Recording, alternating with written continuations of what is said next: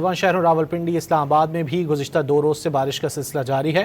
بارش کے باعث موسم خوشگوار ہو گیا ہے۔ مزید جانیں گے ڈان نیوز کے نمائندے طاہر نصیر سے۔ طاہر بتائیے کیسا موسم ہے؟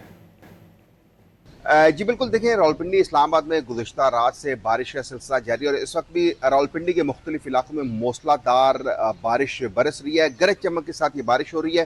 اگر ہم گزشتہ 24 گھنٹوں کی بات کریں تو سب سے زیادہ 18 ملی میٹر بارش ریکارڈ کی گئی ہے، جبکہ اس طرح جو اسلام آباد کے مختلف علاقے ہیں وہاں پہ 15 ملی میٹر بارش ریکارڈ کی گئی ہے۔ محکمہ موسمیات کا یہ کہنا ہے کہ آئندہ 24 گھنٹوں کے دوران اس طرح بارش کا سلسلہ جاری رہے گا، اور اس وقت بھی صورتحال یہ ہے کہ کئی جو علاقے ہیں وہ زیر آب آ چکے ہیں۔ راولپنڈی میں واسا کا عملہ متحرک ہو چکا ہے، ہیوی مشینری کے ذریعے مختلف جو نشیبی علاقے ہیں وہاں پہ پانی کی نکاسی کا عمل شروع کر دیا گیا ہے۔